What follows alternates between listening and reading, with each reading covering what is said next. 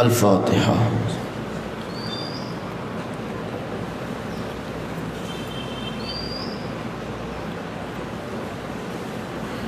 کما قال اللہ تبارک و تعالی فی شان حبیبہ مخبرا و آمرا ان اللہ و ملائکتہ یصلون علی النبی یا ایہا الذین آمنوا صلوا علیہ وسلموا تسلیما اللہم صل علی محمد وآل محمد وعجل فرجهم سبحان ربک رب العزت عما یصفون وسلام علی المرسلین والحمد للہ رب العالمین۔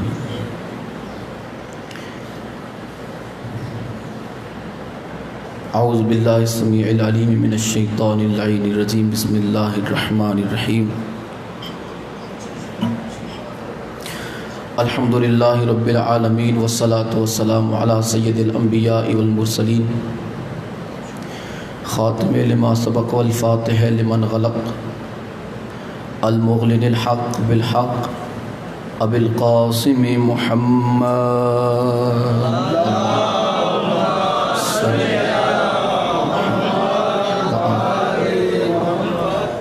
لسیما بقیت اللہ المنتظر امام زماننا ھذا روحی و ارواح العالمین لتراب المقدم الفدا عجل اللہ تعالی فرجہ الشریف وسحل اللہ تعالی مخرجہ الشریف ولعنت اللہ دائما باقیہ علی اعدائہم وغاصب حقوقہم ومنکر ولایتہم وفضائلہم ومصائبہم اجمعین۔ اما بعد، قال سبحانہ وتعالی فی کلامہ المبین بسم اللہ الرحمن الرحیم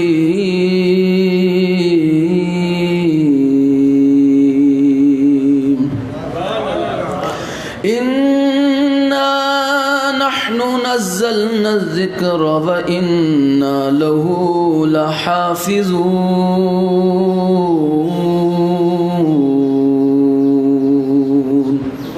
صدق اللہ العلی العظیم۔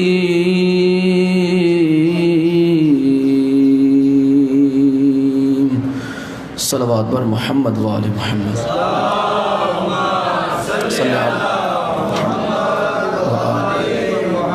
دعا ہے آل محمد کا عظیم اور کریم اللہ اس ذکر پاک کو اپنی بارگاہ میں شرف قبولیت عطا فرما۔ مولا اس ذکر پاک کے صدقے میں جتنے بھی بیمار ہیں مولا انہیں شفاء کاملہ و عاجلہ عطا فرما۔ یا مولا بحق محمد و اہل بیت محمد جتنے بھی ہاتھ اس ذکر پاک میں اٹھے ہیں مولا ان تمام کی مرادوں کو تمناؤں کو مستجاب فرما۔ یا مولا بحق محمد و آل محمد جتنے بھی بیمار ہیں سید سجاد کا واسطہ مولا انہیں شفاء کاملہ و عاجلہ عطا فرما۔ یا مولا جتنے بھی روزی سے پریشان ہیں امام رضا کی نالے پاک کی خاک کا واسطہ مولا انہیں رزق حلال عطا فرما۔ مولا تمام مولائیوں کے رزق معرفت رزق ولایت میں اضافہ فرما۔ یا مولا وہ منظر جلد ہمیں اپنی آنکھوں سے دکھا کہ سیدہ کائنات صلوات اللہ علیہ کا روزہ تعمیر ہو جائے۔ یا مولا امام زمانہ کے ظہور میں تعجیل فرما۔ یا مولا امام زمانہ کے ظہور میں جلدی فرما۔ علی والوں کا بول بالا فرما۔ مولا کے دشمنوں کو ذلیل و خوار فرما۔ مولا کے دشمنوں کو نیس و نابود فرما۔ دعاؤں کی قبولیت کے لیے مل کے بآواز بلند صلوات پڑھ دے محمد اور آل محمد پر۔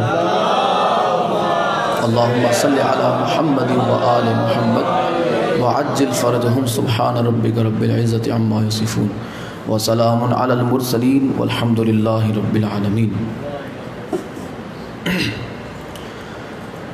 جیسا کہ آپ تمامی حضرات کو پتہ ہے کہ 2 دن پہلے جناب مولا حسین علیہ السلام کے سفیر صلی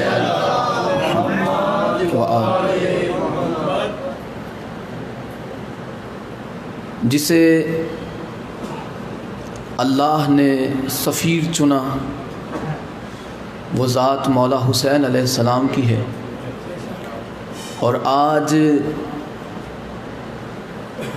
اس مظلوم اول جسے کربلا کا مظلوم اول کہا جاتا ہے جسے مولا حسین علیہ السلام نے اپنا سفیر چنا،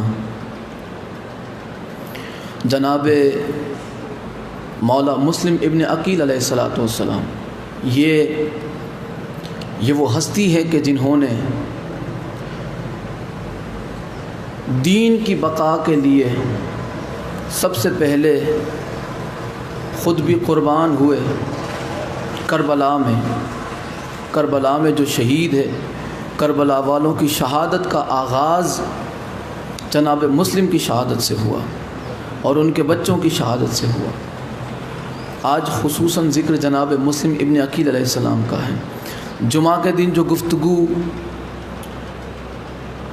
ادھوری رہ گئی تھی وقت کی قلت کی وجہ سے، انشاءاللہ آج اس موضوع کو مکمل کرنے کی کوشش کی جائے گی۔ صلوات بر محمد و آل محمد۔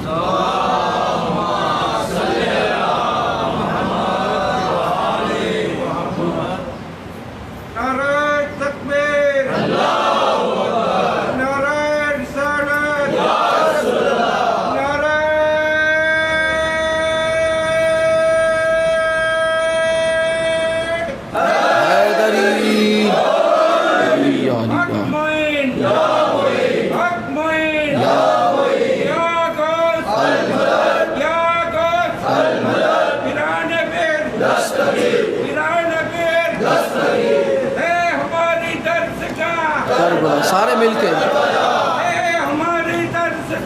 کربلا کربلا کربلا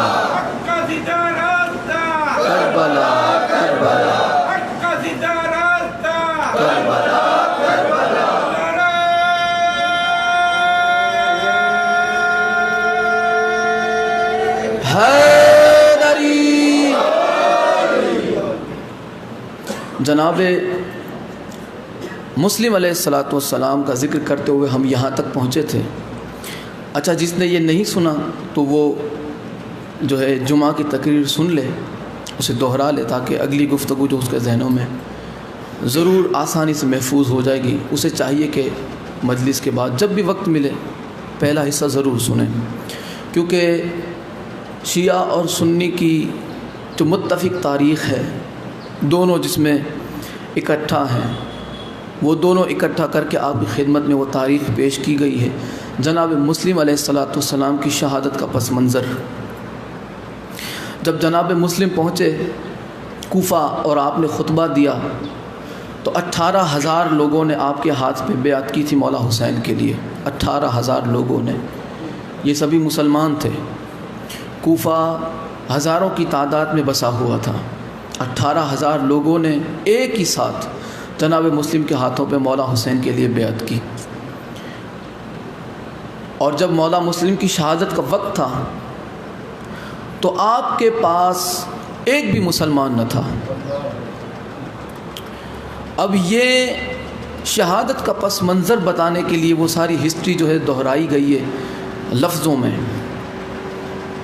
کہ کیسے یہ پورا واقعہ جو ہے منظر عام پہ آیا کہ جس مسلم کے ہاتھوں پہ 18,000 لوگوں نے بیعت کی تھی، جان فدا کرنے کا وعدہ کیا تھا، اور ایسے ایسے وعدے کیے گئے جناب مسلم کے ہاتھ پہ بیعت کرنے کے بعد ایسا وعدہ کیا گیا، ایک اٹھے جنہوں نے وعدہ کیا تھا مجمع سے اٹھے اور انہوں نے اعلان کیا کہ میں اس خدا وحدہ لا شریک کی قسم کھا کے کہتا ہوں کہ میں مولا حسین کا ساتھ تب تک دوں گا جب تک میرے دم میں دم ہے۔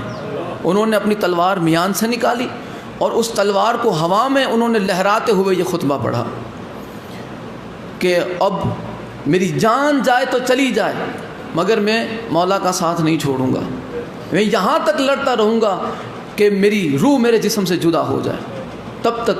اب آپ دیکھیں کیسا وعدہ کیا گیا، اس طرح کے بھی لوگ وہاں پہ موجود تھے۔ لیکن جناب مسلم کی جب شہادت ہوئی تو آپ کے پاس کوئی نہ تھا۔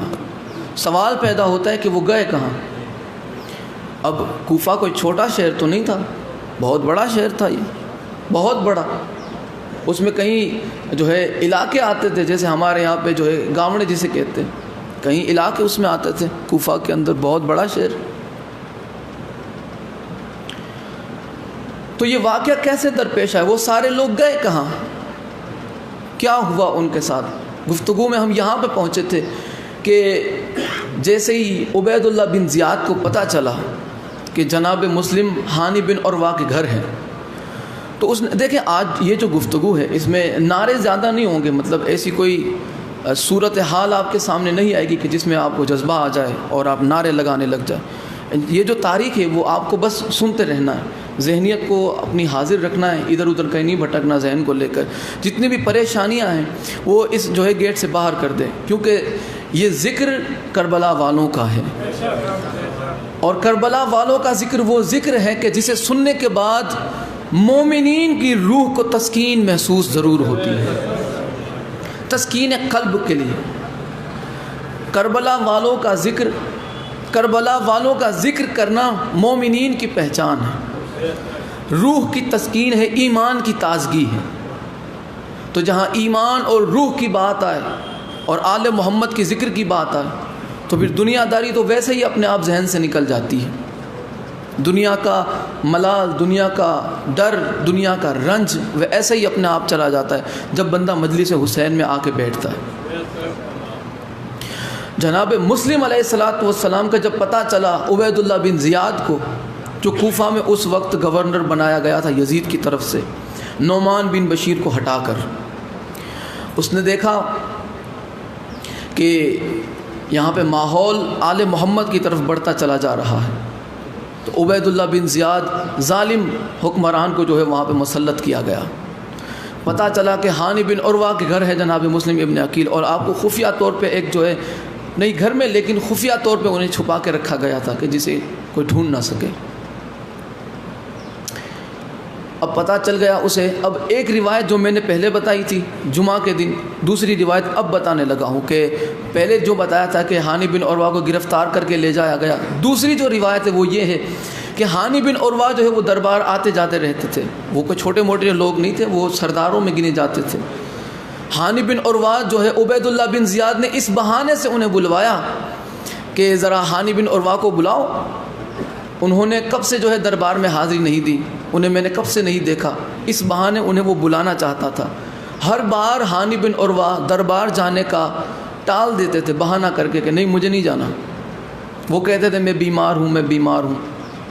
تو اب ان کا بھتیجا تھا اسما بن خارجہ، اسے بھیجا کہ جا انہیں بلا کے لا کسی بھی بہانے سے. تو انہوں نے کہا کہ آئیے، آپ کو دربار میں بلایا جا رہا ہے، بس آپ کی زیارت کے لیے عبید اللہ بن زیاد نے آپ کو بلایا ہے، کوئی خطرہ نہیں ہے. حالانکہ ہانی بن عروہ کو پتہ تھا کہ کچھ نہ کچھ سازش ضرور ہے.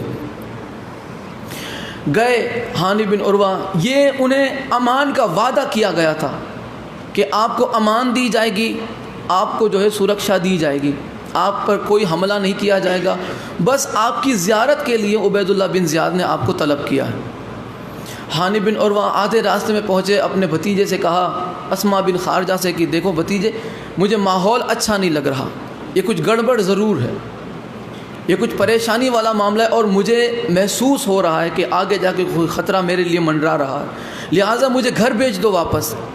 انہوں نے کہا کہ نہیں ایسی کوئی بات نہیں، میں آپ کی حفاظت کی ذمہ داری لیتا ہوں، آپ کو کچھ نہیں ہوگا.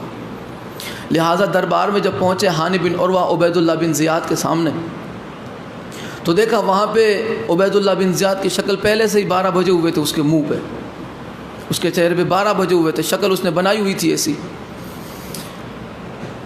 اب انہوں نے 3 گھنٹے کھڑے رہنے کی تکلیف اٹھائی. ہانی بن عروہ، اس وقت کہا جاتا ہے کہ آپ کی طبیعت خراب تھی، ظاہراً ضعف تھا، بیمار تھے. اب کسی نے لکھا بخار بھی تھا آپ کو، اور طبیعت میں اتنی کمزوری تھی کہ آپ جو ہے کھڑے نہیں رہ پاتے تھے. دربار میں اگر اس وقت ٹائم کا اگر اندازہ لگایا جائے تو اس وقت 3 گھنٹے آپ کو کھڑا رکھا گیا دربار میں، 3 گھنٹے. اور آپ تلوار کے ٹیک سے آپ کھڑے رہے. مشکل سے اب آپ کے ہاتھوں میں کپ کپی طاری ہو گئی، دروجاری جس کو کہتے کپ کپی، کمزوری کی وجہ سے. تو دربار میں ایک بندے نے کہا کہ تو ایسے شریف بندے کو یہاں پہ لا کے کیوں پریشان کر رہا. اس کے بھتیجے نے بھی کہا اسما بن خارجہ نے کہ تو نے میرے چچا کو یہاں پہ کس لیے بلایا؟ تو نے تو کہا تھا انہیں پریشان نہیں کیا جائے گا، بس ان کی زیارت کے لیے بلایا گیا. تو اب اس سے رہا نہ گیا عبید اللہ بن زیاد سے. اور ہانی بن عروہ، جب ہانی بن عروہ نے پوچھا کہ مجھے کیوں پریشان کر رہا، تو عبید اللہ بن زیاد نے جو قاضی تھا اس وقت، قاضی شریح اس سے کہا مخاطب ہو کر کے دیکھو ایسے لوگ بھی آج کل ہم سے سوال کرنے لگے ہیں جو حکومت سے بغاوت کرتے ہیں، حکومت سے بغاوت کرنے والے، دشمنوں کو پناہ دینے والے آج کل ہم سے سوال کر رہے ہیں کہ ہمیں کیوں یہاں پہ کھڑا کیا گیا۔ ہانی بن عروہ نے کہا کہ تجھے غلط خبر دی گئی ہے، تجھے غلط پتہ دیا گیا ہے، میں نے کسی حکومت کی مخالفت نہیں کی، کسی حکمران کے خلاف کوئی پروپیگنڈا نہیں کیا۔ انہوں نے کہا کہ نہیں، تو نے مسلم ابن عقیل کو اپنے گھر میں جگہ دی ہے، لہٰذا ہمیں مسلم ابن عقیل کو سونپ دے، ہمارے حوالے کر دے جناب مسلم کو، تجھے چھوڑ دیا جائے گا۔ انہوں نے کہا کہ میرے پاس مسلم نہیں ہے۔ پھر وہی موکل جو جاسوس تھا، پچھلی گفتگو سنیں گے تو آپ کو یہ سب پتہ چل جائے گا انشاءاللہ۔ موکل جو جاسوس تھا عبید اللہ بن زیاد کی طرف، جو جناب مسلم کے پاس آتے جاتے رہتا تھا، جاسوسی کرنے کے لیے وہ جاتا تھا، اپنے آپ کو مومن پیش کر کے منافقت کا لباس چھپائے ہوئے تھا اور اسلام کا لبادہ اوڑھے ہوئے تھا، اپنے آپ کو وہ مومن کہلواتا تھا، اور حلیہ بھی ایسا بنایا ہوا تھا تاکہ لوگ اسے دھوکہ کھا جائیں، اور اسے سامنے کیا گیا کہ دیکھ اس نے مجھے ساری خبر دی اور یہ تمہارے یہاں آتے جاتے رہتا تھا۔ اب پکا ہو گیا، کنفرم ہو گیا۔ جناب ہانی بن عروہ نے کہا کہ مار دے مجھے، کوئی فرق نہیں پڑتا، میری خاک کو بھی فرق نہیں پڑتا، لیکن جناب مسلم کو تیرے حوالے نہیں کروں گا، میں جناب مسلم کو تیرے حوالے میں ہرگز نہیں کروں گا، چاہے میری جان ہی کیوں نہ چلی جائے۔ اب یہاں پہ اسے غصہ آ گیا عبید اللہ بن زیاد کو۔ عبید اللہ بن زیاد نے جناب ہانی کے سر پہ چھڑی کا گھا کیا، اس نے پھینکی اور چھڑی پھینک کے ماری، آپ کے سر پہ زخم آ گیا۔ اب جو بزرگی تاریخ میں آپ کی عمر بتائی جاتی ہے کم و بیش، یعنی کم زیادہ بھی ہے، 100 سال کی عمر بتائی جاتی ہے، اب اس سے کم بھی ہو زیادہ بھی ہو، بہرحال آپ بزرگی کی انتہا پر تھے، 100 سال کی آپ کی عمر تھی، لیکن جذبہ جو دل میں تھا محبت علی کا، اس جذبے نے جناب ہانی کو جوان کر رکھا تھا۔ تو اس جذبے نے، جو مشکل سے دربار میں کھڑے رہ پاتے تھے، انہوں نے اپنی تلوار کے قبضے پہ ہاتھ رکھا اور انہوں نے تلوار نیام سے باہر نکالی۔ تلوار نیام سے باہر نکال کے سب سے پہلا حملہ عبید اللہ بن زیاد پہ کیا، اس کی پگڑی کو چیر کر جو ہے اس کے زخم پہ، اور کسی نے لکھا کہ اس کے رخسار پر وار کر دیا، اسے زخم دے دیا، چوٹ پہنچا دی، اور یہاں پہ اب لڑائی شروع ہو گئی۔ تاریخ میں گنتی لکھی ہوئی ہے مرنے والوں کی، ہانی بن عروہ کے ہاتھ سے جتنے لوگ مرے، کم سے کم کسی نے 25 لوگ لکھا، زیادہ سے زیادہ 53 لوگ لکھے گئے۔ بزرگی کے عالم میں 25 سے 53 لانتیوں کو جہنم میں پہنچایا۔ یہاں پہ ہانی بن عروہ کو گرفتار کر لیا گیا، گرفتار کر کے آپ کے ہاتھوں کو پیچھے باندھا گیا اور ہاتھ پکڑ کے آپ کو عبید اللہ بن زیاد کے سامنے کھڑا کیا گیا۔ اس نے کہا کہ لاؤ اسے میرے قریب لاؤ۔ اب اس ملعون نے اسی چھڑی سے دوبارہ ہانی بن عروہ کے منہ پہ مارنا شروع کیا۔ جرم کیا ہے؟ کیا انہوں نے حکومت سے کوئی مال چرایا؟ کیا کسی کو قتل کیا؟ کیا کسی پہ غلط الزام لگایا؟ نہیں، کسی کو تکلیف پہنچائی؟ جرم یہ ہے کہ انہوں نے خاندان رسول کے ایک فرد کو اپنے گھر میں جگہ دی ہے، اور سزا دینے والے کون ہیں؟ کوئی غیر مسلم نہیں ہے، جو کلمہ پڑھتے ہیں، اپنے آپ کو مسلمان کہتے ہیں، اور جو خطبہ دے کے یہ کہتے ہیں کہ میں تمہارے ساتھ ایسا سلوک کروں گا جیسا ایک شفیق باپ اپنی اولاد سے اچھا سلوک کرتا ہے، یہ کہہ کے وہ حکومت پہ آیا تھا اور خطبہ دیا تھا۔ اور دیکھیں کیا ہو رہا ہے محبت اہل بیت کے جرم میں، اہل بیت کی محبت کے جرم میں ہانی بن عروہ کو اب یہاں پہ گرفتار کیا گیا۔ قاضی شورے جو تھا، عبید اللہ بن زیاد نے اسے جو باتیں بتائی، وہ کیا ایک معاملہ منظر عام پہ آیا۔ اب یہاں پہ یہ کوئی ڈھکی چھپی بات نہیں کہ کوئی گھڑے کے اندر منہ ڈال کے یہ بات ہو رہی ہو، دربار میں یہ واقعہ پیش آیا، ہانی بن عروہ کو جو مارا گیا۔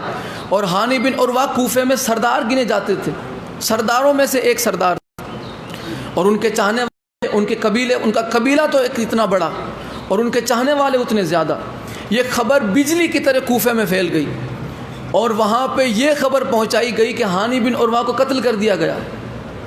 تو یہاں پہ لوگ جمع ہوئے، اور انہوں نے آ کے جس لوگوں کو جمع کیا، جس نے، اب یہ ہانی بن عروہ کا سسر کہا جاتا ہے تاریخ میں، عمر بن حجاج، اس بندے نے 4000 لوگوں کو اکٹھا کیا، دارالامارہ کے باہر، کوفہ کے محل کے باہر 4000 لوگوں کو جمع کیا، اکٹھا ہو گئے اور انہوں نے کہا کہ کیا واقعی اگر ہانی بن عروہ قتل ہو گئے تو تم لوگوں کی خیر نہیں، اور اگر ایسی کوئی بات نہیں تو لاؤ ہانی کو جلدی سے جلدی باہر نکالو، انہیں رہا کرو۔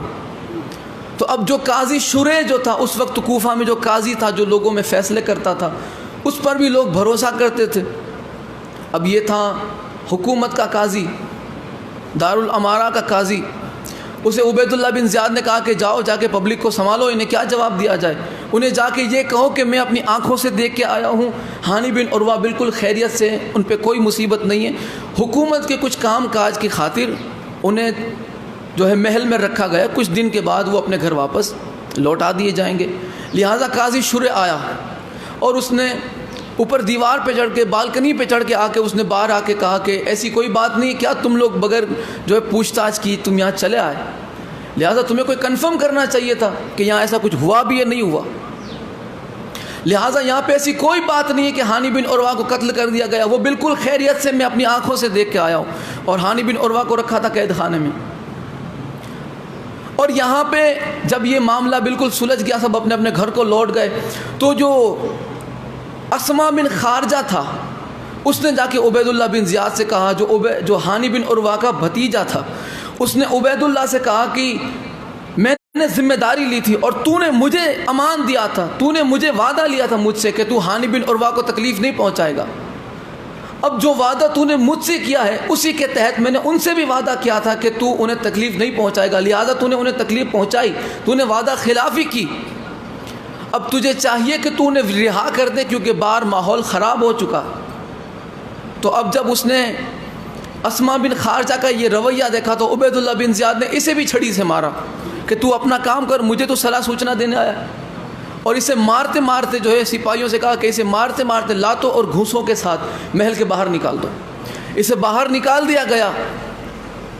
اس نے جا کے اسما بن خارجہ نے سبھی کو بتا دیا کہ واقعی وہاں پہ ایسا تھا کہ ہانی بن عروہ کو قتل کر دیا جائے گا، ہانی بن عروہ کو بس قتل کر ہی دیں گے، لہٰذا جتنا ہو سکے جلدی جا کے ہانی بن عروہ کو بچایا جائے۔ یہاں پہ حضرت مسلم ابن عقیل، اب دیکھو یہ بالکل ماحول اب بدلنے لگا۔ حضرت مسلم ابن عقیل تک یہ خبر پہنچی، مسلم ابن عقیل تک یہ خبر پہنچی تو آپ نے اب یہ سوچا کہ اب بھی اگر میں گھر میں بیٹھا رہا تو پھر یہ بات اچھی نہیں ہوگی۔ جناب مسلم ابن عقیل اب نکلے گھر سے باہر نکلے۔ اب آپ کو پتہ نہیں تھا کہ آپ کے ساتھ کون ہے کون نہیں، جیسے لوگ ایک کے بعد ایک کر کے ہزاروں کی تعداد میں جناب مسلم ابن عقیل کے ساتھ ہو گئے۔ اور یہ کوئی مطلب ہانی بن عروہ کا گھر اور دارالامارہ یہ ایسا نہیں کہ یہاں سے نکلے اور وہاں گھس گئے، یہ کہیں جو ہے 4-5 میل کے فاصلے پہ، دوری کے فاصلے پہ تھا، بہت دوری تھی اس میں۔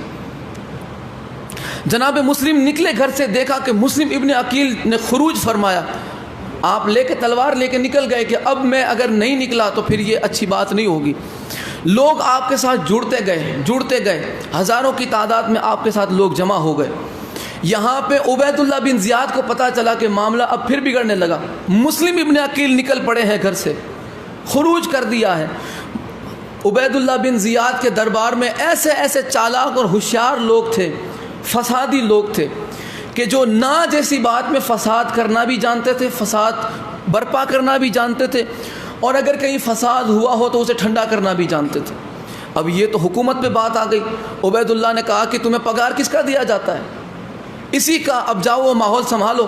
اب آپ دیکھیں کیا ماحول بنایا انہوں نے، کیسے جناب مسلم علیہ الصلوۃ والسلام کے ساتھیوں کو الگ الگ کیا، ایسے الگ کیا کہ ان لوگوں نے جا کے اس مجمع میں جہاں پہ مسلم ابن عقیل علیہ الصلوۃ والسلام آ رہے تھے دربار کی طرف، محل کی طرف، اس مجمع میں جا کے انہوں نے فوٹ ڈالنا شروع کیا کہ اگر اپنی جان کی امان چاہتے ہو، زندہ رہنا چاہتے ہو تو گھر چلے جاؤ، ورنہ شام سے اور بصرہ سے یزید کی فوج آ رہی ہے اور تمہارا خیمہ کر دے گی، ٹکڑے ٹکڑے کر دے گی، تمہاری عورتوں کو جو ہے قیدی بنا لیا جائے گا۔ کیا یہ چاہتے ہو تم لوگ؟ کیا تم لوگ یہ چاہتے ہو؟ اب اس طرح سے لوگوں کے اندر ڈر پیدا کیا گیا۔ یہاں پہ کچھ لوگ یہاں آئے اور کچھ لوگ گھروں میں گئے کہ تم اپنے شوہروں کو سمجھاؤ، اپنے بیٹوں کو سمجھاؤ، اپنے باپ کو سمجھاؤ، اپنے بھائیوں کو سمجھاؤ۔ اس طرح سے انہیں بھی ڈرایا گیا کہ کل آ رہی ہے فوج یزید کی، نہ تم بچو گے، نہ تمہارے شوہر، نہ تمہارے گھر والے، نہ تمہارے باپ، نہ تمہاری اولاد، کوئی نہیں بچے گا، سب کو جو ہے مار دیا جائے گا۔ اب عورتیں اپنے شوہروں کو لینے آئی، بہن اپنے بھائی کو لینے آئی، ماں اپنے بیٹے کو، اس طرح سے جو ہے بالکل ماحول بدل دیا گیا۔ شام ہوتے ہوتے، مغرب ہوتے ہوتے جناب مسلم ابن عقیل علیہ السلام کے ساتھ 300 لوگ رہ گئے، جو ہزاروں کی تعداد میں نکلے تھے، اب 300 بندے رہ گئے۔ 300 بندے صرف رہ گئے۔ آپ نے نماز ادا کی، نماز ادا کر کے آپ نے جانا تھا دارالامارہ، محل کی طرف جانا تھا۔ اب نماز جیسے ہی آپ نے شروع کی، مغربین کی نماز جیسے ہی شروع کی آپ نے، 300 میں سے 100 بندے رہ گئے۔ نماز ختم ہونے سے پہلے تک 300 میں سے 100 بندے رہ گئے۔ اب آپ نے نماز مکمل کی، نماز مکمل کرتے کرتے جب آپ باہر نکلے 10 بندے رہ گئے، 10 بندے رہ گئے جناب مسلم کے ساتھ۔ اور آپ نے دیکھا کہ اب یہ بھی رہنے والے ہیں نہیں۔ جناب مسلم علیہ السلام دارالامارہ کی طرف بڑھے، چند قدم آپ بڑھے تھے کہ وہ 10 بندے بھی چلے گئے۔ جناب مسلم تنہا ہو گئے، اکیلے ہو گئے، بالکل تنہا ہو گئے جناب مسلم۔ اب جناب مسلم علیہ السلام نے سوچا کہ اب میں جا کے کیا کروں گا دارالامارہ، اب میرے لیے بہتر یہ ہے کہ میں خود جاؤں مولا حسین علیہ السلام کے پاس، میں خود مولا حسین کے پاس جاؤں۔ اب نہ کوئی میرے پاس کوئی قاصد ہے کہ جسے میں لکھ کے بھیجوں کہ میرے مولا حسین کو خبر پہنچائی جائے، کوئی نہیں، میں تنہا ہوں۔ لہٰذا جناب مسلم علیہ السلام کوفے کی گلیوں میں وہ راستہ ڈھونڈ رہے تھے کہ جو کوفہ کے باہر لے جائے۔ ابھی یہاں پہ یہ باتیں ہو رہی تھی، یہ معاملہ ہو رہا تھا کہ جناب مسلم علیہ السلام کو ایک بندہ ملا، سعید بن اخنف۔ یہ بندہ مولا کو ملا جو مخلص تھا، مولا سے محبت رکھتا تھا۔ اس نے دیکھا کہ مولا مسلم، اس نے پہچان لیا، خود تو نقاب میں تھا کیونکہ ماحول بگڑ چکا تھا، خود نقاب میں تھا۔ جناب مسلم علیہ السلام کو دیکھا اور قدموں پہ ہاتھ رکھ کے، آپ گھوڑے پہ سوار تھے، جناب مسلم گھوڑے پہ سوار تھے، قدموں پہ ہاتھ رکھ کے بوسہ دیا، مولا کے مسلم کے قدموں کو بوسہ دیا اور عرض کی، مولا آپ یہاں پہ کیا کر رہے ہیں اور کیا چاہتے ہیں آپ؟ جناب مسلم نے فرمایا کہ میں جا رہا ہوں، کوفہ جانا چاہتا ہوں میں، لیکن راستہ مجھے نہیں مل رہا۔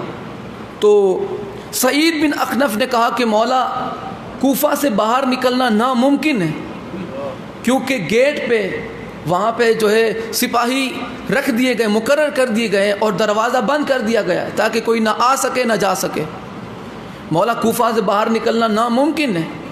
تو مولا مسلم نے کہا کہ اب اس نے وہ اپنے ساتھ لے چلا اور محمد بن کثیر کے گھر لے آیا، محمد بن کثیر کے گھر جناب مسلم کو لے آیا۔ اب دیکھیں ماحول کتنا بگڑ رہا ہے۔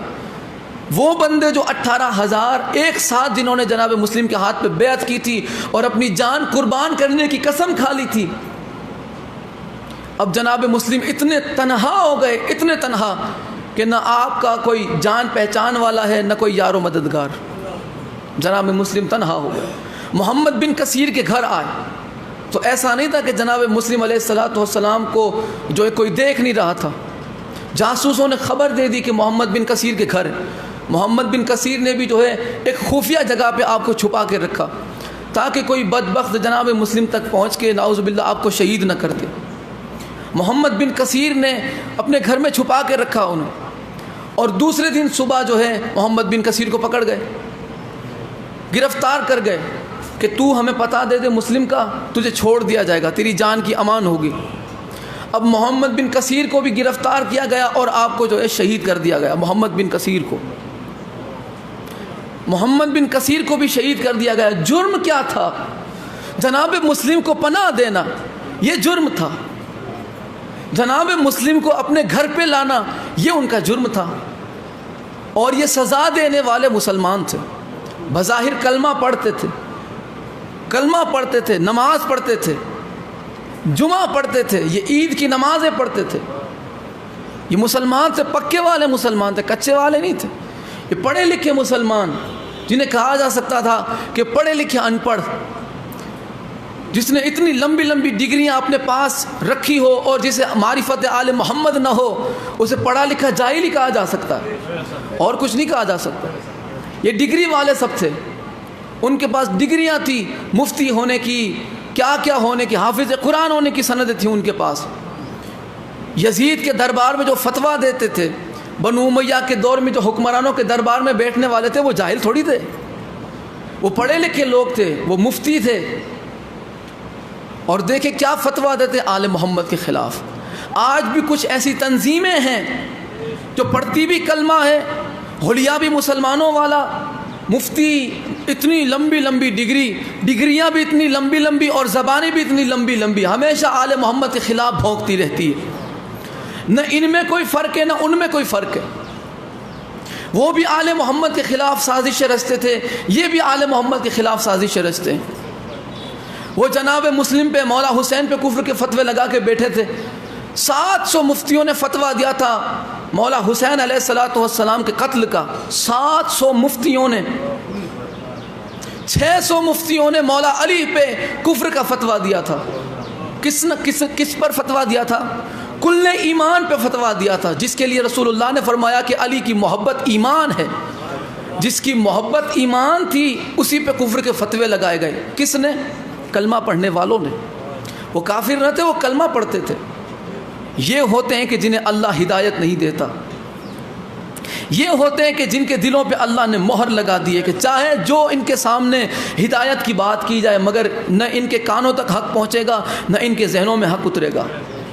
ان کے دلوں پہ اللہ نے مہر لگا دی، یہ نہ حق سن سکتے ہیں نہ حق دیکھ سکتے ہیں۔ جنہیں مولا علی نظر نہ آئے، جنہیں مولا علی میں حقانیت نظر نہ آئی، بھلا انہیں کیا اور نظر آئے گا؟ جس نے مولا علی پہ جو ہے کفر کے فتوے لگا دیے تھے، آپ ذرا اندازہ لگاؤ کہ انہوں نے اولاد علی کے ساتھ کیا سلوک کیا ہوگا، خاندان علی کے ساتھ کیا سلوک کیا ہوگا۔ تو جناب مسلم ابن عقیل کو پناہ دینے کے جرم میں محمد بن کثیر کو شہید کر دیا گیا، آپ کو مار دیا گیا، قتل کر دیا گیا آپ کو۔ جرم آل محمد کو پناہ دینا۔ اب محمد بن کثیر کی خبر جناب مسلم تک پہنچی اور آپ نے وہ گھر چھوڑ دیا کہ کہیں ایسا نہ ہو کہ کہیں اور بھی ان کے گھر کے افراد کو جو ہے شہید کر دیا جائے میری وجہ سے۔ اب جناب مسلم بالکل تنہا ہو گئے، بالکل تنہا، بالکل اکیلے ہو گئے۔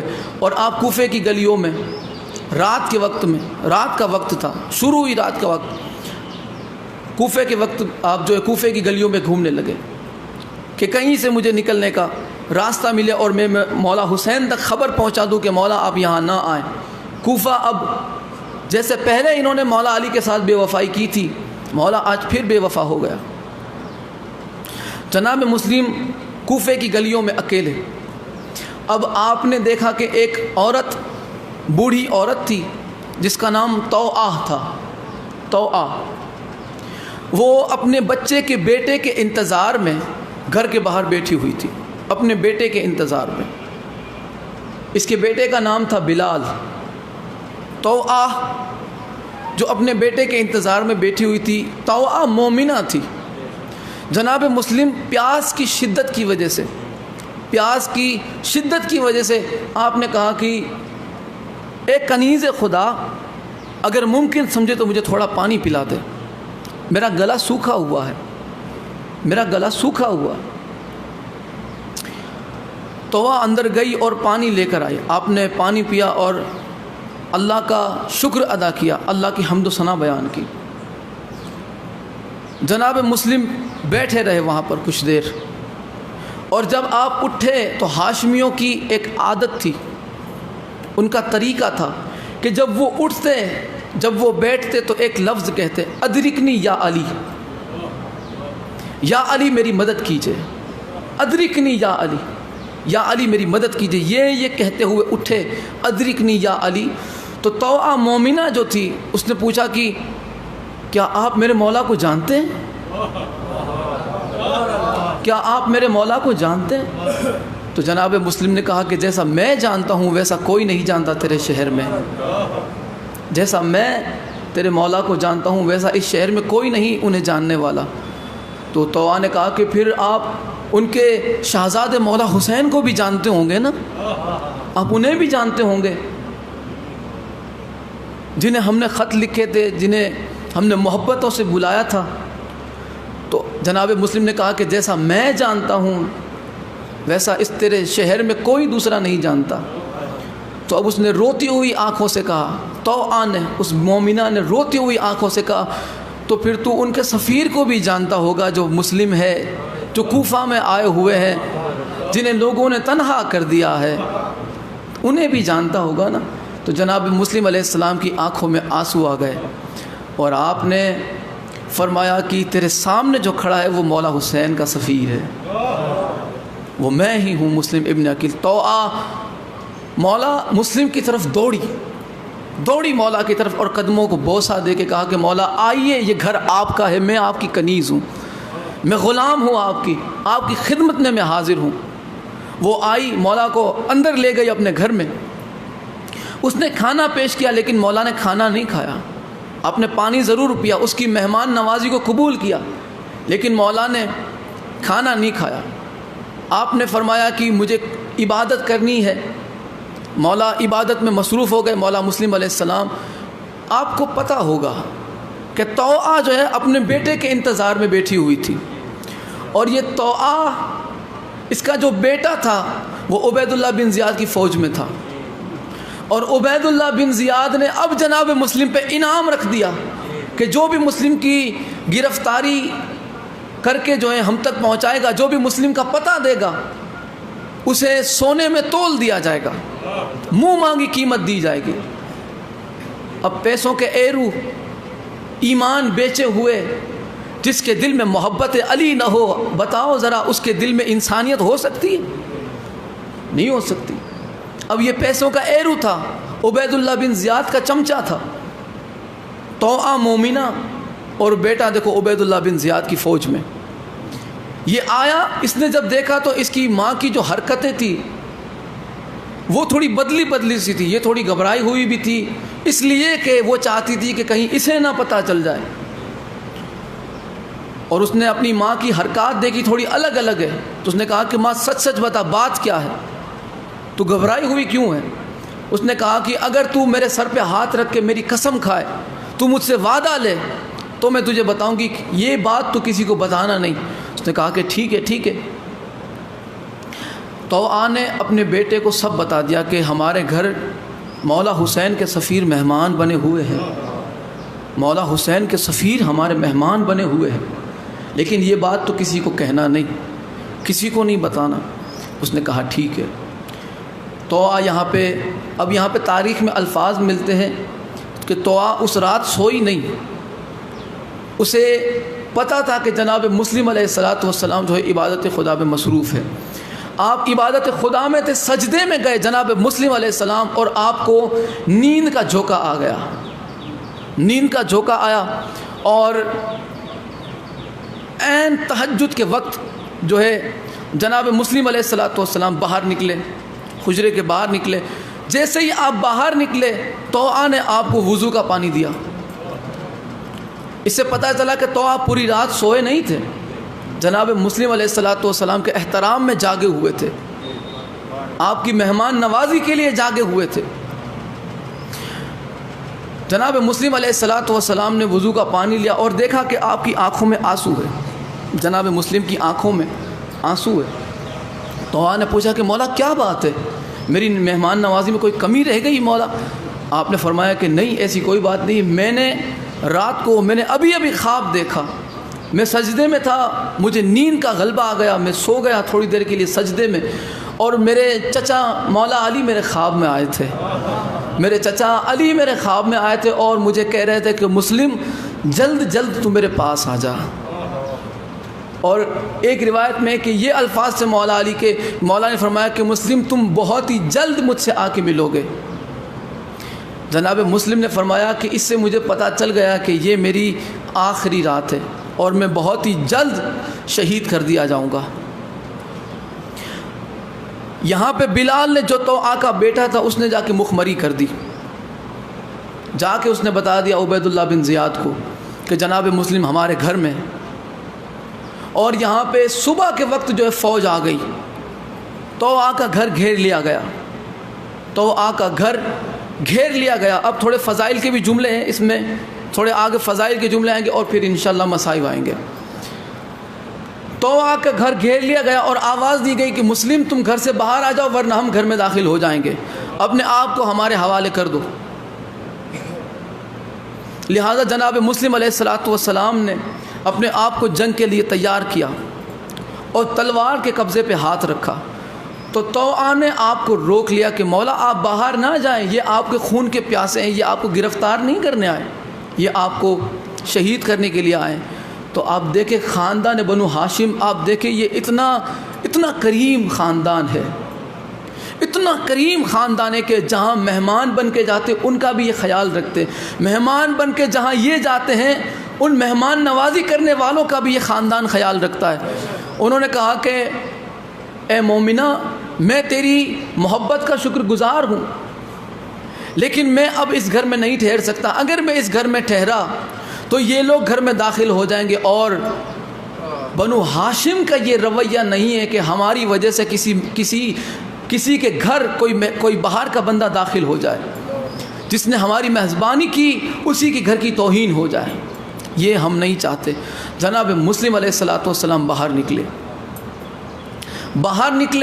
تاریخ میں دیکھیں 2 روایتیں ملتی ہیں اس معاملے میں کہ 500 بندوں کا جو ہے 500 بندے تھے اس فوج میں جو عبید اللہ بن زیاد نے جناب مسلم علیہ السلام کو گرفتار یا شہید کرنے کے لیے بھیجا تھا.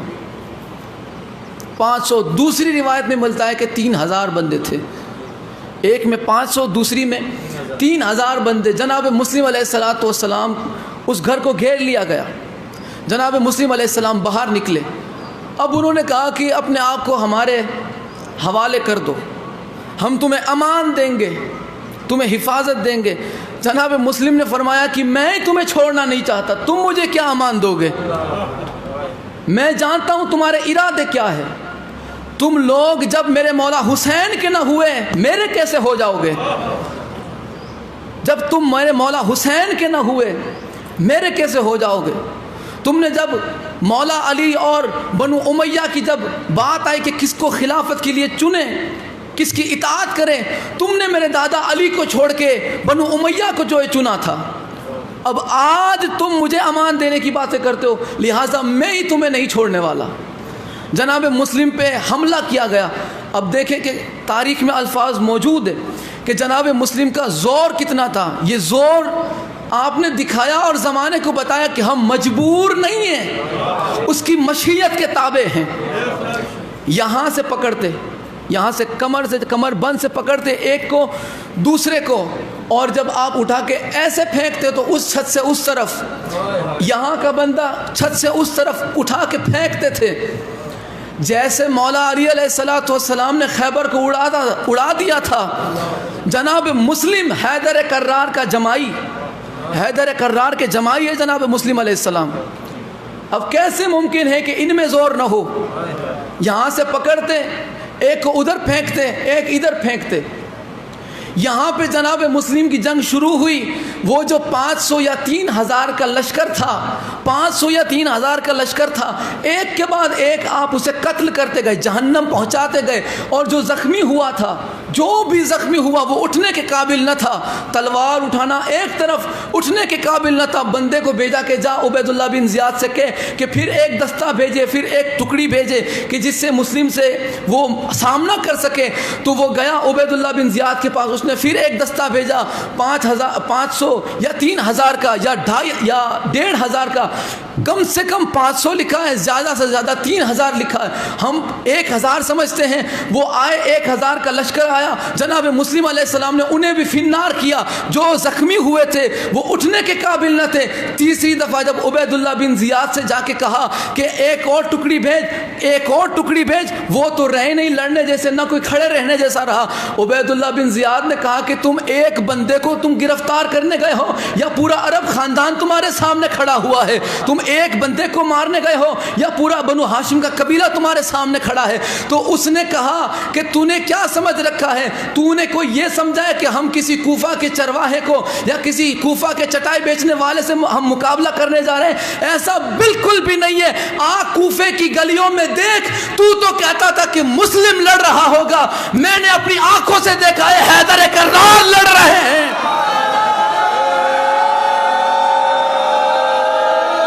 حیدری ہم نے آنکھوں سے دیکھا ہے، مسلم نہیں ہے، وہی زور جو حیدر کرار کا تھا مسلم میں نظر آ رہا ہے۔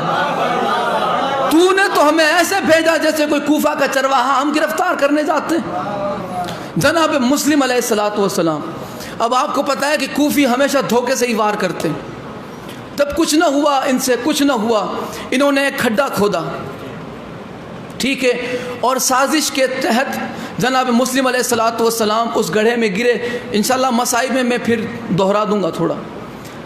آپ کو کھڈے میں گرا دیا گیا، آپ کو گرفتار کیا گیا، گرفتار کر کے جو ہے دارالامارہ آپ کو لایا گیا، محل میں عبید اللہ بن زیاد کے سامنے۔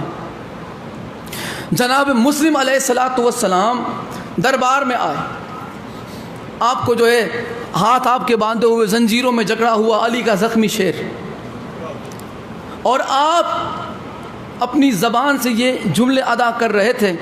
اب یہ فضائل ذرا بولیے گا، ابھی تک آپ نے الحمدللہ بہت ہی خوب توجہ سے سماعت فرمایا، اب ذرا جو ہے حوصلے کے ساتھ بھی سنیں۔ جناب مسلم علیہ السلام یہ پڑھ رہے تھے کہ اعوذ باللہ من امت نبذت وراء الکتاب۔ جب ہم قرآن پڑھنا شروع کرتے تو کیا پڑھتے ہیں؟ اعوذ باللہ من الشیطان الرجیم، یا اللہ میں تیری پناہ چاہتا ہوں شیطان سے، اس شیطان سے تو مجھے اپنی پناہ میں رکھ۔ یہاں پہ جناب مسلم کیا فرما رہے ہیں؟ اعوذ باللہ من امت نبذت وراء الکتاب، میں پناہ مانگتا ہوں اس امت سے کہ جس نے کتاب خدا کو پیچھے کر دیا، جس نے کتاب خدا کو پیچھے کر دیا۔ انہوں نے کیا چھوڑا تھا؟ جس نے کتاب خدا کو چھوڑ دیا، جس کا مطلب کتاب خدا کو چھوڑ دیا۔ رسول اللہ کا وہ فرمان یاد ہے نا کہ میں تمہیں دو چیزیں چھوڑے جا رہا ہوں، ایک قرآن، دوسری میری اہل بیت۔ ذرا زور سے بولو، دوسری اہل بیت، یعنی نہ قرآن اہل بیت سے جدا ہے، نہ اہل بیت قرآن سے جدا، دونوں ایک دوسرے سے جڑے ہوئے ہیں۔ اگر کسی نے اہل بیت کو چھوڑا تو سمجھ لو اس نے قرآن کو چھوڑ دیا، اگر کسی نے قرآن کو چھوڑا تو سمجھ لو اس نے اہل بیت کو چھوڑ دیا۔ جناب مسلم فرما رہے ہیں کہ تم لوگ تو وہ ہو کہ جس نے مولا حسین کے دامن کو چھوڑ دیا۔ جناب مسلم اس وقت فرما رہے ہیں کہ تم نے صامت نہیں، ناطق قرآن کا دامن چھوڑ دیا ہے، تم نے ناطق قرآن کو پیچھے کر دیا۔ میں اس امت سے اللہ کی پناہ چاہتا ہوں۔ جناب مسلم کا قید میں ہے، اور دیکھیں خطبہ یہ ہوتے بنو ہاشم کے جو موت دیکھ کے نہیں ڈرتے، موت ان سے ڈرتی ہے، موت کو ان سے خوف آتا ہے۔ اور پھر آپ نے فرمایا کہ یہ امت ایسی ہے، میں ان سے پناہ چاہتا ہوں۔ اقتدت بابلیس دون رب الارباب، کہ یہ کیسے لوگ ہیں کہ جنہوں نے رب کی پیروی چھوڑ کے ابلیس کی پیروی شروع کر دی۔ یعنی جس نے مولا حسین کا دامن چھوڑا، اصل میں اس نے پروردگار کو چھوڑ دیا، اس نے پروردگار کا دامن چھوڑ دیا۔ یہ کیسے لوگ ہیں؟ میں ان کی پناہ چاہتا ہوں کہ انہوں نے رب کی پیروی چھوڑ کے ابلیس کی پیروی شروع کر دی۔ اور پھر آپ نے فرمایا ورزت بنقل التراب، ورزت بنقل تراب الوحلتی دون ابی تراب، یہ کیسے لوگ ہیں؟ یا اللہ میں ان کی پناہ چاہتا ہوں، میں ان سے پناہ چاہتا ہوں، ان سے تیری پناہ چاہتا ہوں کہ انہوں نے ابو تراب کو چھوڑ کے گناہگار تراب کے پیچھے چلنا پسند کیا ہے۔ ابو تراب کا راستہ چھوڑ کے تراب کو پسند کیا، تراب کے پیچھے چلتے۔ اور یہاں پہ کسی نے اب یہاں پہ جب مولا کا یہ خطبہ دیکھا، جلالوں والا خطبہ کہ آپ ان کی پناہ، ان سے پناہ چاہتے ہیں اللہ کی، تو مجمع سے کسی نے کہا کہ یہ تو خارجی ہے، نعوذ باللہ، کسی نے کہا یہ تو گمراہ ہے، کسی نے کہا یہ تو کافر ہے۔ کیا کہا؟ ایک نے کہا، یعنی کہ ساری بہت زیادہ آوازیں بلند ہوئی، 3 آوازیں ہوئی بلند۔ ایک کسی نے کہا کہ یہ خارجی ہے، نعوذ باللہ، کسی نے کہا کہ یہ گمراہ ہے، اور کسی نے کہا کہ یہ نعوذ باللہ کافر ہے۔ تو جناب مسلم نے جواب دیا انہیں کہ تم مجھے خارجی کہتے ہو؟ پتہ ہے خارجی کسے کہتے ہیں؟ میں بتاتا ہوں تمہیں کسے خارجی کہتے ہیں۔ جناب مسلم نے فرمایا، اور آپ فرماتے ہیں کہ الخارجی من خرج عن رکبتی بیعت امیر المؤمنین علی ابن ابی طالب۔ تم خارجی مجھے کہتے ہو؟ ارے خارجی وہ ہوتا ہے کہ جس نے اپنی گردن سے مولا علی کی بیعت کا پٹا اتار دیا ہو، جس نے مولا علی کی بیعت سے اپنا دامن چھڑا لیا ہو، خارجی اسے کہتے ہیں۔ تم مجھے خارجی کہتے ہو؟ خارجی تو وہ ہیں کہ جنہوں نے مولا علی کی بیعت نہ کی، بیعت کی تھی اور بیعت توڑ دی۔ اب یہ بات کہاں تک جا رہی ہے؟ کہاں تک بات جا رہی ہے؟ جس نے مولا علی کی بیعت کا دامن چھوڑا وہ خارجی، سب خارجی۔ اب اس میں کون کون ہے یہ مجھے بتانے کی ضرورت بھی نہیں ہے، اور میں زیادہ تر لوگوں کو جانتا بھی نہیں ہوں۔ اور پھر آپ نے فرمایا خارجی ایک تو وہ جو اپنی گردن سے ولایت علی کا پٹا اتار دے، دوسرا ومن صلی بدون ولایتہ ما صلی۔ خارجی پتہ ہے کون ہے؟ خارجی وہ ہوتا ہے کہ جو ولایت علی کے بغیر نماز پڑھے، اور اس کا نماز پڑھنا ایسے ہے جس نے نماز پڑھی ہی نہیں۔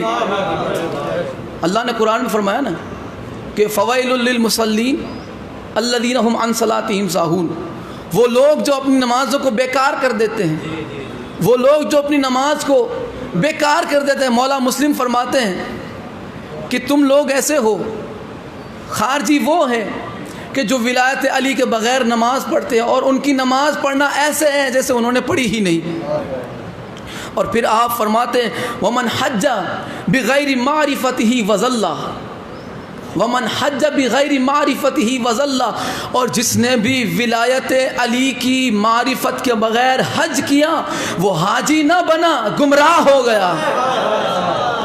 ولایت علی کے بغیر جس نے بھی معرفت علی کے بغیر حج کیا تو وہ ایسے وہ حاجی نہ بنا، وہ گمراہ ہو گیا۔ یعنی معرفت علی کے بغیر جو حج کرنے جاتا ہے وہ حاجی بن کے نہیں، گمراہ ہو کے آتا ہے۔ اب یہ قیامت تک کے لیے یہ اصول ہے، یاد رکھنا، جس میں معرفت ولایت علی نہ ہو، نہ اس کا نماز سے کوئی واسطہ ہے، نہ اس کا حج سے کوئی واسطہ ہے۔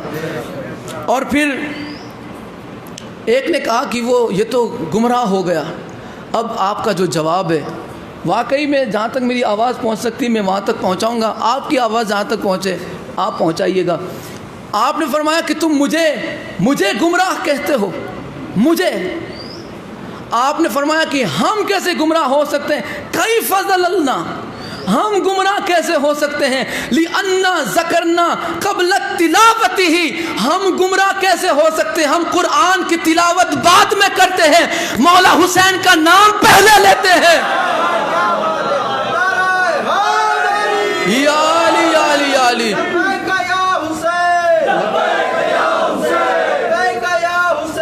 لبیک یا حسین، نعرہ حیدری۔ ہم گمراہ کیسے ہو سکتے ہیں؟ ہم قرآن کی تلاوت بعد میں کرتے ہیں، مولا حسین کا ذکر پہلے کرتے ہیں، اور آپ نے مجمع کی آنکھوں میں آنکھیں ڈال کے فرمایا تم ہمیں گمراہ کہتے ہو۔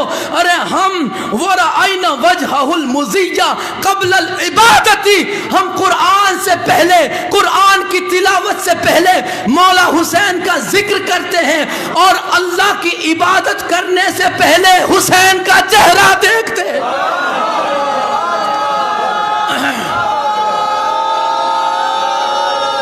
حیدری، ہم عبادت خدا بعد میں کرتے ہیں، پہلے حسین ابن علی کا چہرہ دیکھتے ہیں۔ جو اللہ کی عبادت سے پہلے حسین ابن علی کی زیارت کرے تم اسے گمراہ کہتے ہو؟ اور آپ نے فرمایا کہ تم مجھے کافر کہتے ہو، مجھے کافر کہتے ہو۔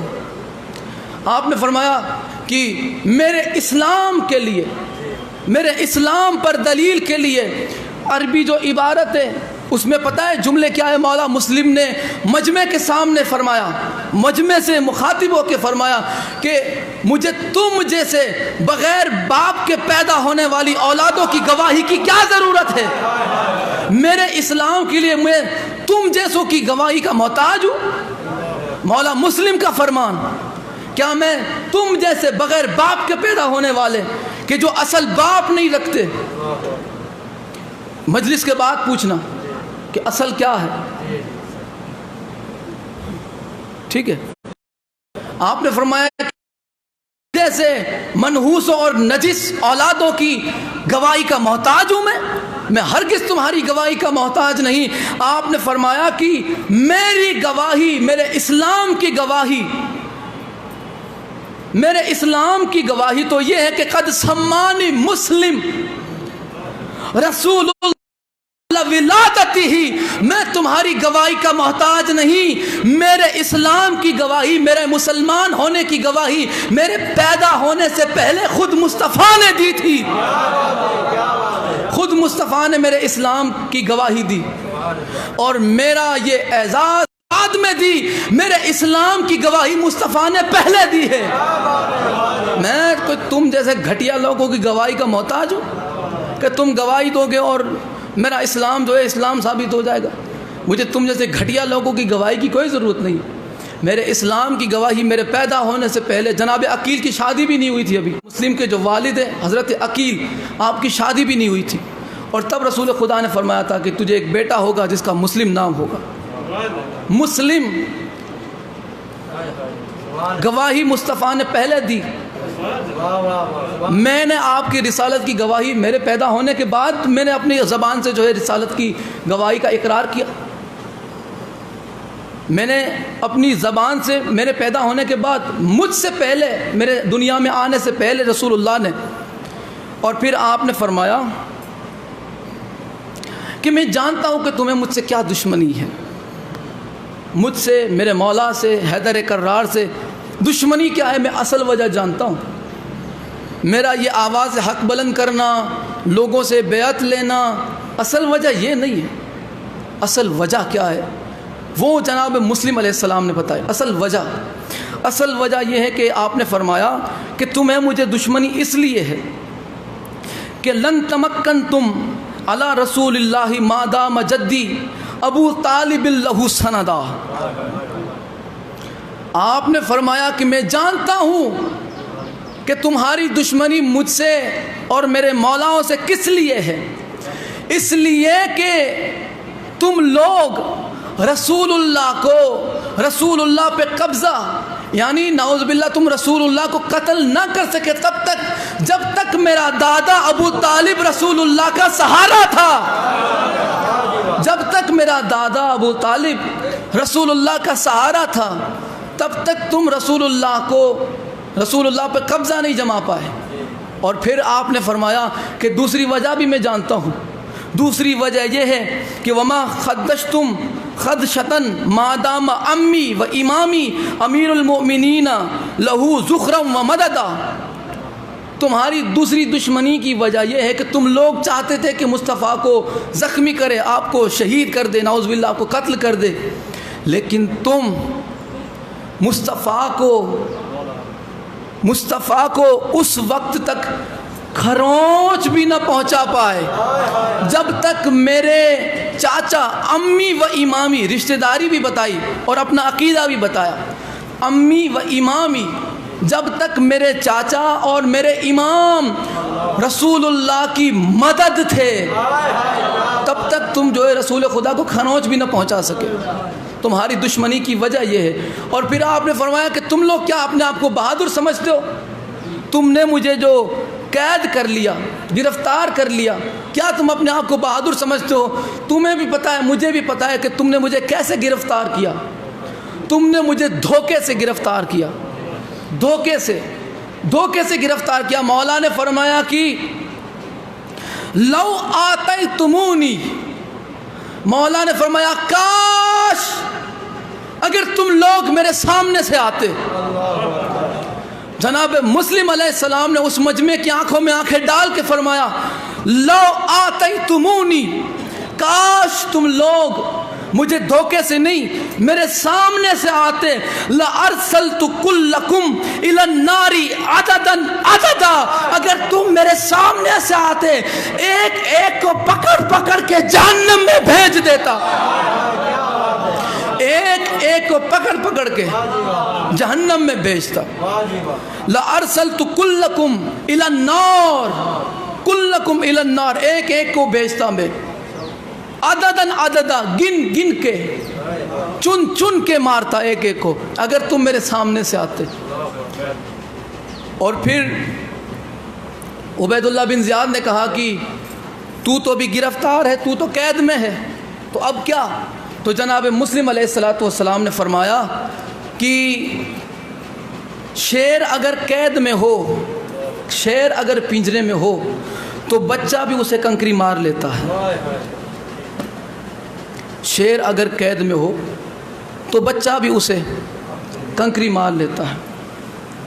جناب مسلم علیہ السلام جب آپ جنگ کر رہے تھے تو کوفیوں نے دیکھا کہ ناممکن ہے مسلم کو گرفتار کرنا، ناممکن ہے، یہ کبھی گرفتار ہو ہی نہیں پائے گا جب تک دھوکہ نہ کیا جائے، جب تک دھوکہ نہ کیا جائے مسلم کی گرفتاری ممکن نہیں۔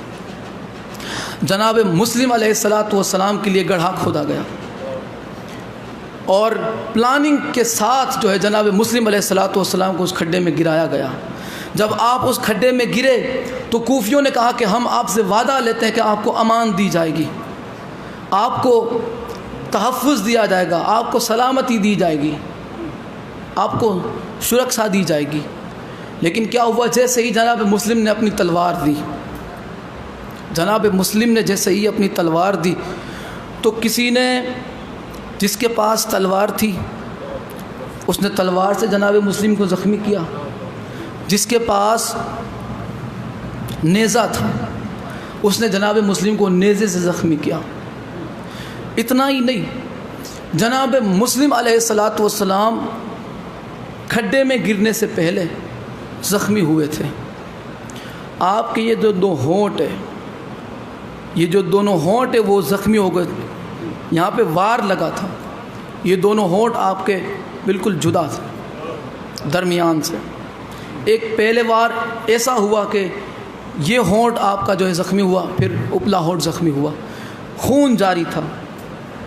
جب کسی انسان کو خون نکلتا ہے، یہ فطری طور پہ جو بالکل سادی بات ہے وہ یہ ہے کہ جب بھی کوئی انسان زخمی ہوتا ہے، جب اسے خون، اس کا جب خون بہہ جاتا ہے، سب سے پہلے اس کا جو حلق ہے، جو گلا ہے، وہ سوکھ جاتا ہے، وہ پانی مانگتا ہے۔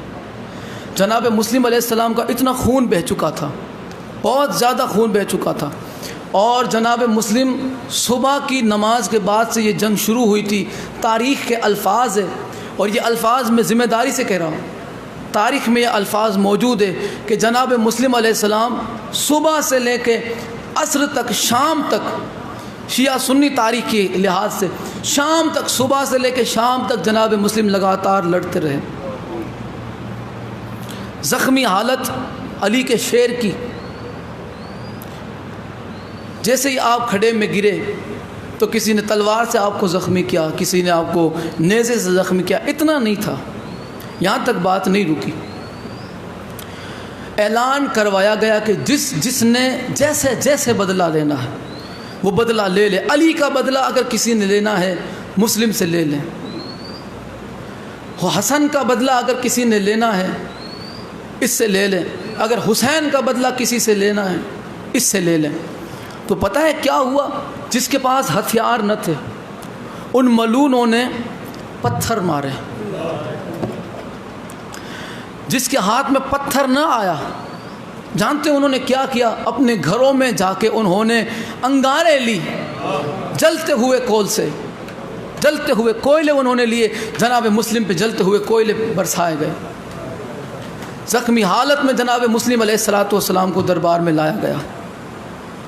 اس حالت میں جناب مسلم علیہ السلام کو وہاں پہ آپ پہ تشدد کیا گیا، آپ کو جو ہے زخمی کیا گیا، آپ پہ چوٹ پہنچائی گئی، آپ کو تکلیف دی گئی، اذیتیں دی گئی جناب مسلم علیہ السلام کو.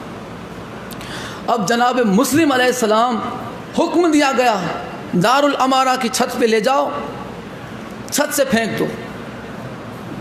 2 روایتیں میں دونوں پڑھوں گا، 2 روایتیں ہیں دونوں. جناب مسلم علیہ السلام کو چھت پہ لے جایا گیا. جب جناب مسلم کو چھت پہ لے جایا گیا تو آپ نے فرمایا کہ 2 رکعت پروردگار کی بارگاہ میں مجھے ادا کرنے دے. جواب کیا ملا پتہ ہے مسلمان کی طرف سے کہ نعوذ باللہ تیرے پاس اب 1 منٹ کا بھی وقت نہیں ہے، یعنی کہ اب تیرے پاس 1 لمحہ بھی نہیں ہے، تجھے کوئی جو ہے مدت نہیں دی جائے گی، تجھے کوئی چھوٹ چھاٹ نہیں ملے گی. نعوذ باللہ، بس اب تیرا یہی ہے کہ تجھے یہاں پہ نعوذ باللہ شہید کر دیا جائے. جناب مسلم علیہ السلام جب جناب مسلم کھڈے میں گرے نا تو آپ یہ بالکل عام بات ہے کہ جب بندہ کہیں اکیلا ہو جاتا ہے، جب کہیں بندہ اکیلا ہو اور مجمع اسے مل کے مار رہا ہو تو وہ اپنوں کو یاد کرتا ہے، وہ اپنوں کو یاد کرتا ہے. جناب مسلم علیہ السلام کو جب نیزے مارے جا رہے تھے، جب آپ کو تلوار سے زخمی کیا جا رہا تھا نا، تو آپ نے اپنی زبان سے وہ الفاظ استعمال کیے، کاش میرا عباس ہوتا، کاش میرے مولا حسین ہوتے میرے پاس، کاش اکبر ہوتا میرے پاس، کاش محمد ابن حنفیہ ہوتے. آج یہ لوگ مجھے ایسے تو نہ مارتے، آج یہ لوگ مجھ سے ایسے تو دھوکہ نہ کر پاتے. جناب مسلم علیہ السلام دار الامارہ کی چھت پہ لے جائے گئے اور وہاں پہ جو ہے ملعون نے جیسے ہی وار کرنا چاہا تو اس کے ہاتھ کو لکوہ لگ گیا، ہاتھ اس کا لکوہ مار گیا. پہنچائی گئی خبر کہ مسلم جو ہے قتل نہیں ہو پا رہے، جو بھی آتا ہے ناکام ہو جاتا ہے. اب بات دوسری یہ ہوئی کہ جناب مسلم کو چھت سے دھکا دے دیا جائے، جناب مسلم کو چھت سے دھکا دے دیا جائے. جناب مسلم علیہ السلام کو چھت سے دھکا دیا گیا، آپ زمین پہ گرے اور تاریخ میں الفاظ ہے کہ جناب مسلم کا تھوڑا سانس جاری تھا، لیکن ملعونوں سے یہ دیکھا نہ گیا. انہوں نے کیا کیا، جناب مسلم جو چھت سے گرے تھے، اب چھت سے جب آپ نیچے پہنچے تو ایک اور ملعون آیا اور اس نے تلوار سے جناب مسلم علیہ السلام کا سر تن سے جدا کر دیا. اب ایک اور جو روایت جس میں مصائب کی انتہا ہے، جناب مسلم علیہ السلام دار الامارہ کی چھت پہ آپ کے سر پہ تلوار رکھی گئی، جناب مسلم کے سر پہ تلوار رکھی گئی. ادھر راستے میں سفر میں مولا حسین علیہ السلام نے، اللہ نے جو آپ کو جو طاقت عطا فرمائی تھی، جو اللہ نے آپ کو مقام عطا فرمایا تھا، اس مقام کے تحت آپ نے اس نظر سے دیکھا جناب مسلم علیہ السلام کو. یہ جو ہم نے سروں سے جو ٹوپی اتاری ہے، یہ جو ہم نے سروں سے جو عمامے اتارے، وہ کیوں اتارے؟ یہ اس لیے کہ جب بھی آل محمد کے گھر کی مظلومیت سنائی جاتی ہے، ہمیشہ آل محمد کے سروں سے جو ہے، آل محمد کے سروں سے پگڑی اتر جایا کرتی. مولا حسین کے سر سے جو پگڑی تھی وہ کھل کے آپ کے گلے میں آگے چلتے چلتے آپ آ رہے تھے. یاد رہے مولا حسین اس کا نواسا ہے کہ جو اپنی ہتھیلی میں پوری کائنات کو دیکھ رہے تھے. اس محمد مصطفیٰ کے یہ نواسے امام حسین علیہ السلام نے یہ منظر دیکھا اور آپ کی جو پگڑی کھل کے آپ کے گلے میں آ گئی، آپ کی آنکھوں میں آنسو. مولا عباس علیہ السلام کے لیے قیامت کا منظر تھا. مولا عباس نے مولا حسین کے قدموں پہ، جیسے ہی آپ نے دیکھا نا کہ مولا حسین کا گھوڑا تھوڑا سفر میں پیچھے رہ گیا، تھوڑا پیچھے، مولا عباس علیہ السلام دوڑے مولا حسین کی طرف. آپ نے دیکھا کہ دھیرے دھیرے مولا حسین کا گھوڑا چل رہا ہے اور مولا حسین علیہ السلام अलैहिस्सलाम ने जो है रकाबों से पाँव आपने निकाले हुए हैं, हाथ से लगाम मौला हुसैन के छूटी हुई है और पगड़ी आपका जो अमामा है वो खुल के गले में आ गया। मौला हुसैन की आंखों में आंसू जारी थे। मौला हुसैन से गाजी अब्बास ने जब देखा ये हालात देखे तो जनाब गाजी अब्बास मौला हुसैन के करीब पहुँचे, घोड़े से उतरे नहीं, घोड़े से नीचे गिर के मौला हुसैन के कदमों पे बोसा दे के अर्ज़ की, मौला मुझे बस नाम बताए, कौन सी ऐसी वजह है कि गाजी के होते हुए आपकी आंखों में आंसू आ गए, गाजी मेरे होते हुए, अब्बास के होते हुए आपकी आंखों में आंसू कैसे आएंगे। मौला अब्बास अलैहिस्सलाम की जब ये बात मौला हुसैन अलैहिस्सलाम ने सुनी तो आपने फरमाया कि अब्बास वो माहौल में देख रहा हूँ कि मेरा मुस्लिम तन्हा हो गया है, लोगों ने मेरे मुस्लिम को इतना बेदर्दी से मारा है, इतनी चोट पहुँचाई है, और देख मौला अब्बास अलैहिस्सलाम ने अर्ज़ की, मौला मुझे इज़्न इमामत से वो मंज़र दिखाए, मुझे इज़्न इमामत से वो मंज़र दिखाए। मौला हुसैन अलैहिस्सलाम ने दो उंगलियों के, और मोतबर रिवायत के साथ ये कुतुब शिया में ये मौजूद है, मौला हुसैन अलैहिस्सलाम ने दो उंगलियों का आपने ऐसे जो है निशान बनाया और आपने फरमाया कि अब्बास मेरी दो उंगलियों के दरमियान देख। आपने देखा कि मौला मुस्लिम अलैहिस्सलाम जो है दारुल अमारा की छत पे ज़ख्मी हालत में हैं। जनाब अब्बास ने पूछा कि मौला ये कौन है? आपने फरमाया कि नहीं पहचानता, तेरी बहन का सुहाग है ये। अब्बास तेरी बहन का सुहाग है। अल्लाहु अकबर। जनाबे मुस्लिम अलैहिस्सलाम से रो के गाजी अब्बास ने अर्ज़ की, अल्लाह के शेर का शेर जिसकी आंखों में आंसू, अल्लाह के शेर का शेर गाजी अब्बास। कदमों पे हाथ रखा, मौला इज़्न इमामत से मुझे कूफा पहुंचा दें, मौला इज़्न इमामत से मुझे कूफा पहुंचा दें। मौला अब्बास ने जब ये अर्ज़ की मौला हुसैन की बारगाह में, आपने फरमाया कि अब्बास अल्लाह की मसलहत यही है कि मैं भी ये मंज़र ऐसे बर्दाश्त करूँ, तू भी ये मंज़र ऐसे बर्दाश्त कर, ये अल्लाह की मर्ज़ी है। और जनाब मुस्लिम अलैहिस्सलाम का सर जो है तन से जुदा कर दिया दारुल अमारा की छत पर। ये जो दूसरी रिवायत मैंने पढ़ी, आपका सर नीचे गिरा, सर आपका नीचे गिरा, और फिर जनाब मुस्लिम के जिस्म मुबारक को जो है नीचे फेंक दिया गया। जब करबला के वाक़ये के बाद 12 या 13 मुहर्रम को जब कूफा पहुँचे ना, सैयद का काफ़िला, सादात का काफ़िला जब पहुँचा कूफा, तो बीबी ज़ैनब आलिया सलामुल्लाह अलैहा ने सैयद सज्जाद से फरमाया कि सज्जाद, जैसे ही आप गेट पे पहुँचे, कूफा के पहुँचे, देखा कि जनाब मुस्लिम अलैहिस्सलाम का जिस्म मुबारक कूफे के गेट पे लटकाया हुआ है। जनाब ज़ैनब आलिया सलामुल्लाह अलैहा ने वक्त के इमाम से फरमाया कि सज्जाद, क्या कूफे वाले किसी को दफनाया नहीं करते? क्या कूफे वाले किसी को दफनाते नहीं हैं? और इतना ही नहीं, जब मौला मुस्लिम का जिस्म मुबारक जब नीचे गिरा दिया गया, इतना में उन्हें सुकून नहीं मिला, इतने में उन्हें तसल्ली नहीं हुई। उसके बाद भी जनाब मुस्लिम के पैरों में रस्सी बांध के आपके जिस्म को कभी इस बाज़ार, कभी इस बाज़ार, कभी इस बाज़ार। वसयअलमुल्लज़ीन ज़लमू अय्याम मुनक़लिबून यनक़लिबून अला लानतुल्लाहि अला क़ौमिज़ ज़ालिमीन, अला लानतुल्लाहि अला क़ौमिज़ ज़ालिमीन।